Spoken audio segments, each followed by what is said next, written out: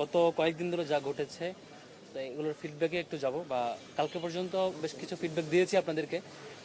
আমরা বেশ হতাশ হয়েছে এদিক থেকে যে রাজনৈতিক সংগঠনগুলো ডাকসুতে কেন তিনি জিতবেন, বা জিতলে পরে শিক্ষার্থীদের জন্য কি করবেন, শিক্ষার্থীদের কাছে যে কি পৌঁছাতে চান, সেই বয়ান থেকে সরে সরে এসে কিভাবে মানে একটার উপর দায় চাপায় দেওয়া যায়, একে অপরের বিরুদ্ধে বলে মানে রাজনীতি করা যায়, সেই চেষ্টাটা কন্টিনিউ হচ্ছিল।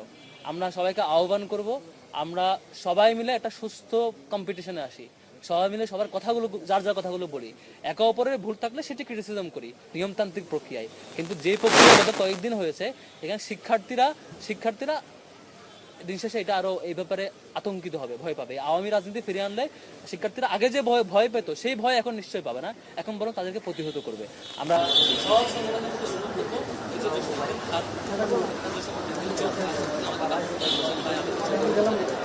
আমার চোখটা সার্থক হইব, আমি হয়তো আপনাদের বিষয় শুনতে দাঁড়িয়েছি, তারা কোনো ফ্যাক্টর না।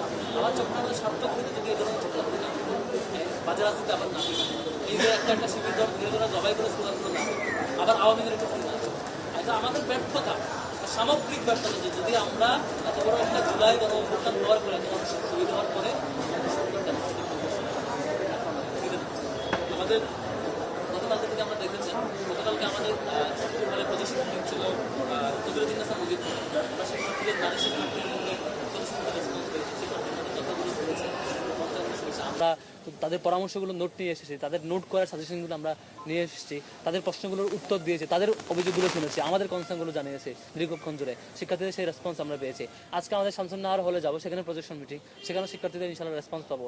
আমরা দুপুরের পর থেকে কাটিয়েছি জগন্নাথ হলে, সেখানকার ছাত্র সংগঠনগুলো, বিশেষত ছাত্র দল বা বাম সংগঠন, যারা অ্যাক্টিভিস্ট, তাদের সাথে আমরা কথা বলেছি, তাদের দ্বিমতগুলো শুনেছি, বৈচিত্র্য মতগুলো শুনেছি, অভিযোগগুলো শুনেছি, আমাদের ব্যাপারে কনসার্ন শুনেছি। আমাদের একটাই জায়গা ছিল, আমাদের শোনা প্রয়োজন, তাদের অভিযোগগুলো আমাদের শোনা প্রয়োজন, আমাদের কথাগুলো তাদেরকে শোনানো প্রয়োজন। আমাদের ভুল কিছু থাকলে তাদের অভিযোগের ভিত্তিতে ক্রস চেকের মধ্যে দিয়ে আমরা ইমপ্রুভ করতে চাই। আবার তাদের কোনো ভুল ধারণা থাকলে আওয়ামী ন্যারেটিভের 15 বছরের আরোপিত কালচারের কারণে যদি কারো ব্যাপারে কোনো ভুল ধারণা জন্মায়, সেটি মূলোৎপাটনে সেই ভুল ধারণা দূর করবার জন্য আমাদেরও তাদের কাছাকাছি যাওয়া দরকার। আমরা আজকে গিয়েছি, অনেকক্ষণ আলাপ করেছি, বারবার যাব। আমরা ডোর টু ডোর যাচ্ছি, প্রতিদিন হলে, আমরা হলগুলোতে door to door, room to room যাচ্ছি, শিক্ষার্থীদের স্বতঃস্ফূর্ত সমর্থন পাচ্ছি, তাদের কথাগুলো শুনছি। আমরা কমনভাবে কিছু মেসেজ বারবার দিতে চেয়েছি, সেটি হচ্ছে আমাদের নারীদের স্ল্যাশ স্যামিং এর ব্যাপারে আমাদের জিরো টলারেন্স। আমরা আমাদের যিনি ল অ্যান্ড হিউম্যান রাইটসে দাঁড়িয়েছেন, তার নেতৃত্বে একটি আইন বিভাগীয় একটি টিম ফর্ম করেছি, যেটির কাজ হবে ডাকসু হওয়া পর্যন্ত কিংবা এরপরও কোনো শিক্ষার্থী কোনো ধরনের সাইবার বুলিং এর ভিকটিম হলে, বা কোনো ধরনের নারী শিক্ষার্থী কোনো ধরনের সাইবার স্ল্যাশ স্যামিং এর শিকার হলে, তারা যদি আমাদের সেই সম্পাদক পদপ্রার্থীকে মত করেন, আমরা তার টিম দিয়ে, তার সেই লিগ্যাল টিম দিয়ে আইনি সকল পক্ষে আমরা সহযোগিতা করবো। ঢাকা বিশ্ববিদ্যালয়ে যে কোনো শিক্ষার্থী আমাদের টিমকে নক দিলে ইনশাল্লাহ আমরা লিগ্যাল প্রসিডিউরে যা হেল্প করতে হয়, সেই আইনি টিমকে আমরা আপনাদের কাজে কোঅপারেট করবো ইনশাল্লাহ। সেই জায়গাটি থাকবে আমাদের এই জায়গায় জিরো টলারেন্স।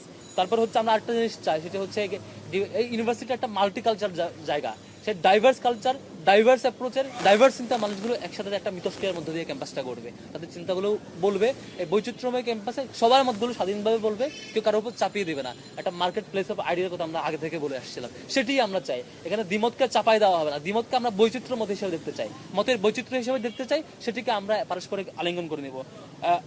এরপরে হচ্ছে এই ক্যাম্পাসটা আমরা বারবার বলেছি, এটা একটা বেশি মানে ওভার পলিটিক্যাল ইনস্টিটিউট হয়ে গেছে, জায়গাটা এরকম হওয়া উচিত না। আমরা বারবার বলেছি, আমরা সবগুলো সংগঠন মিলে 22-23টা সংগঠন ফাংশন করে, সবগুলো সংগঠন মিলে আমরা 50% প্রতিনিধিত্ব করি না।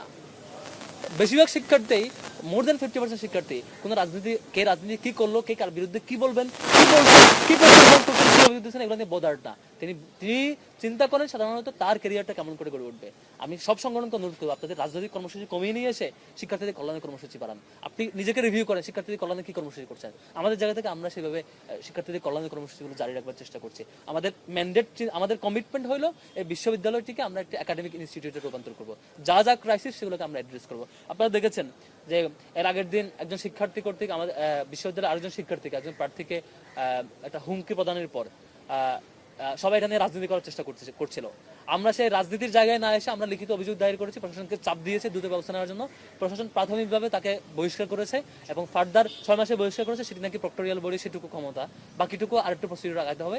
আমরা এই জায়গায় জিরো টলারেন্স, আমাদের শিক্ষার্থী বোনদের সেফটির জন্য তিনি যে মতেরই হোক না কেন, যিনি শিক্ষার্থী বোন তিনি আমার বোন, তিনি যে মতেই বিলং করেন না কেন, তার প্রতি কোনো ইনজাস্টিস হলে, তিনি কোথাও ভিকটিম হলে, তার ব্যাপারে আমরা এই স্ট্যান্ড আমরা ক্লিয়ার রাখবো। সেটা রাজনীতি করার জন্য না, সেটার জন্য রাজনৈতিক এজেন্ডা বানানোর অভিপ্রায় কারো থাকা উচিত না, বরং প্রত্যেক দলেরই উচিত যে কোনো বোন ভিকটিম হলে তাকে হেল্প করা। বরং আমরা সেই নারী বোনকে বলেছিলাম, শিক্ষার্থী বোনকে, যে আপনি যদি মামলা করতে চান আমাদের টিম রেডি আছে, আপনারা বললে আমি রেডি করে দেবো।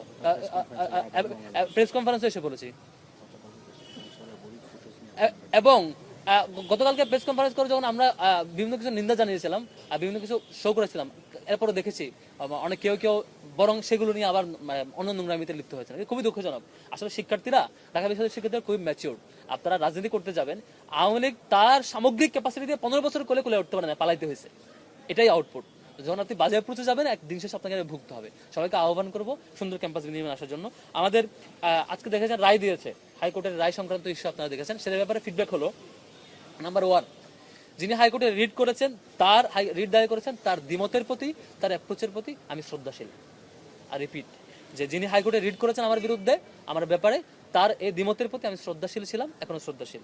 দ্বিতীয় হচ্ছে, বাংলাদেশে বিদ্যমান আইনের শাসনে যেই প্রক্রিয়া 24 পরবর্তী সময়টা, সেটি আইনের শাসনের প্রতি আমি বিশ্বাসী এবং শ্রদ্ধাশীল।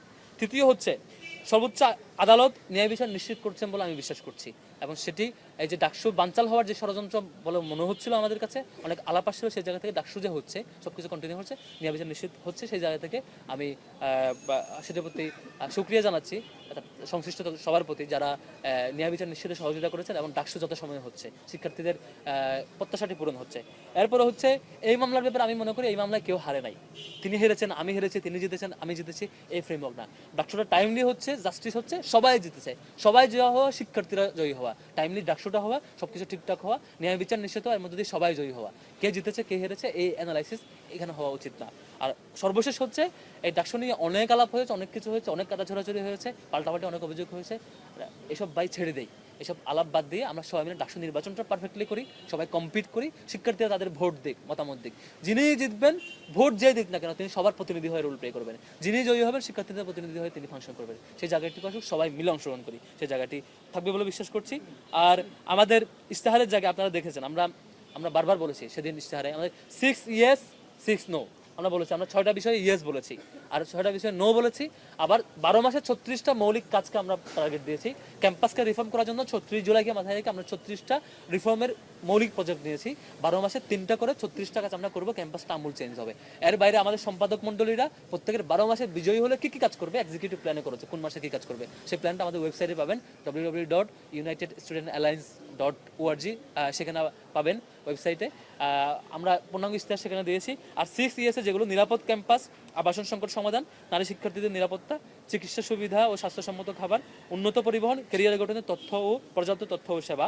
তারপর 6 নো যেগুলো, সেগুলো হচ্ছে কর্তৃত্ববাদী রাজনীতি, নির্যাতন ও সহিংসতার ব্যাপারে একদম জিরো টলারেন্স, নো থাকবে। গেস্ট রুম গণরুম কালচার যাতে কেউ শুরু করতে না পারে, সেই প্রচেষ্টা আমাদের যাত্রা অলওয়েজ থাকবে। বৈষম্যমূলক নীতি এবং আচরণ যা আছে সেগুলো মূলোৎপাটনে আমাদের যাত্রা অব্যাহত থাকবে। মাদক, ছিনতাই এবং চাঁদাবাজি যাতে একদম জিরো লেভেলে নিয়ে আসা যায়, সেই সংগ্রাম আমাদের যাত্রা থাকবে।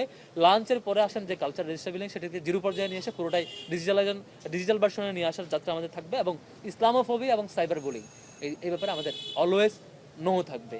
এই 6 ইয়েস এবং নোর যাত্রা আমরা জারি রাখবো বলে আমাদের সংগ্রাম, এই সংগ্রাম আমরা ডাকসুতে জয়ী হই কিংবা জয়ী না হই, কিংবা ভোট পায় কিংবা ভোট না পায়, এই ইস্যুর সাথে রিলেটেড। আপনারা দেখেছেন আমাদের জায়গায় এর আগে থেকে আমাদের প্রার্থীরা এক একজন এক এক প্ল্যাটফর্ম থেকে এই যাত্রাগুলো জারি রেখেছেন।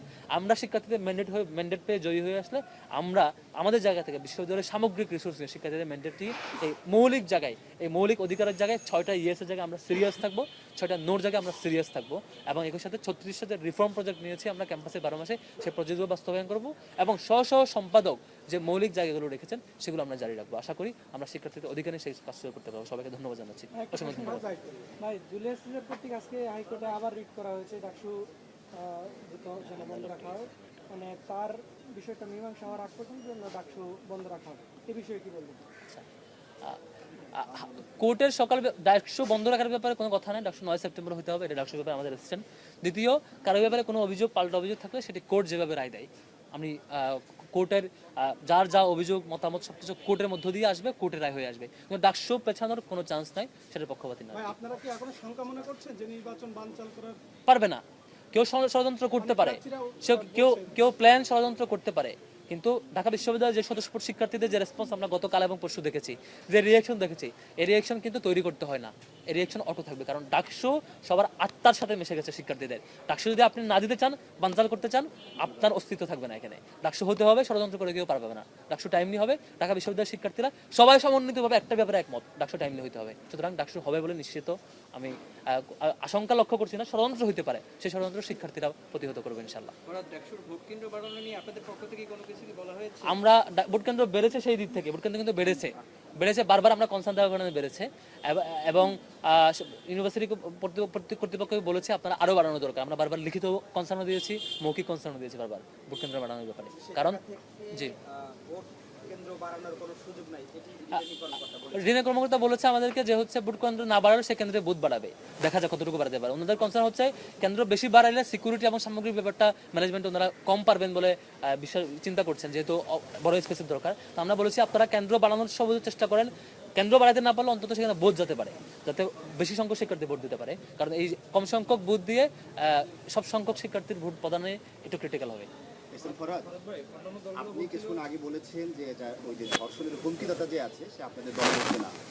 গতকাল কাদের এখানে দাবি করে গেছে যে আপনারা আপনাদের কমিটি প্রকাশ করেন না এরকম দায় এড়ানোর জন্য, এই বিষয়টাকে কিভাবে বলবেন আপনি?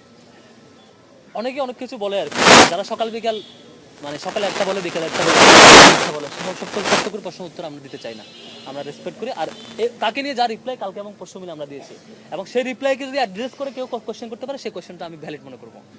ওই কোয়েশ্চেনের অ্যান্সার না শুনে আবার সেম প্রশ্ন সেম কবিতা পাঠ করা, এটা কোয়েশ্চেন মনে করবো না, সেটা বলবো হচ্ছে উনি অ্যানালাইসিস করার ক্যাপাসিটি হারিয়েছেন, সে কারণে আবার সেম প্রশ্ন রিপিট করছেন। আচ্ছা, আপনার আরেকটা প্রশ্ন, সেটা হলো যে আমরা মানে আপনাকে নিয়ে যে মানে রিটটা হলো যে আপনি এখন ছাত্রলীগের রাজনীতির সাথে যুক্ত ছিলেন, সেটি তো আজকে আদালত খারিজ করে দিল, কিন্তু আজকে আপনার নামে আরেকজন তিনি দাবি করছেন যে সেই ফরাদ আপনি না, সেই ফরাদ সে, অর্থাৎ এখন ফরাদের ছড়াছড়ি আমরা দেখতে পাচ্ছি। এটা অলরেডি সলভ ইস্যু, আর আদালতের ইস্যু নিয়ে আমার কোনো কমেন্ট নাই। আদালত, আমি অলওয়েজ বলছি আদালতে আলাপ হোক, আদালতে রায় হোক, যখন যেটা রায় হবে সেটা নিয়ে আমি আস্থাশীল শ্রদ্ধাশীল। আর কে কি করেছে না করেছে এই অ্যানালিসিসগুলো আমি যেতে চাই না আসলে, এগুলো শিক্ষার্থীরা চায় না, দিন শেষে শিক্ষার্থীরা চায় আপনি শিক্ষার্থীদের জন্য কি করতে চান, সামনে কি করতে চান। বারবার এই যে ঝগড়া করা, একেবারে বিরুদ্ধে করা, এগুলো হয়তো মিডিয়ায় হাই ফুটে, পারস্পরিক অনেক ভিউ হয়, অনেক আলাপ হয়, ঢাকা বিশ্ববিদ্যালয়ের শিক্ষার্থীদের একটুও কল্যাণ হয় না। সবার জায়গা থেকে কাজ হওয়া উচিত শিক্ষার্থীদের কল্যাণটা আমরা কি করতে পারি, যে কাজগুলো শিক্ষার্থীদের কোনো কল্যাণ নাই সেগুলো নিয়ে আলাপচারিতা করা, আপনার ডাকসুকে রাজনৈতিক এজেন্ডা বানানো, এটা মানে দ্বিচারিতা। ডাকসুকে রাজনৈতিক এজেন্ডা না বানায় রাজনৈতিক কল্যাণের জন্য, নিজের কল্যাণের জন্য কাজে না লাগিয়ে শিক্ষার্থীর জন্য আপনি কি করতে চান, আপনার কতটুকু ক্যাপাসিটি আছে, কোথায় ইমপ্রুভ করার জায়গা আছে, আমার ম্যান্ডেট কি, আমি শিক্ষার্থীর কাছে কাছে যাওয়া উচিত, সে কাজগুলো হওয়া উচিত বলে মনে করছি। Thank you. অন্যান্য দলগুলো বলছিল তারা নির্বাচনকে কেন্দ্র করে নীল নকশা দেখতে পাচ্ছে, আপনারা কোনো নকশা দিতে পারছেন? ওটা দিয়েছি ষড়যন্ত্র থাকতে পারে, কিন্তু শিক্ষার্থীরা ঢাকা বিশ্ববিদ্যালয়ের শিক্ষার্থীরা যথেষ্ট সচেতন, এটা প্রতিহত করবে। Thank you.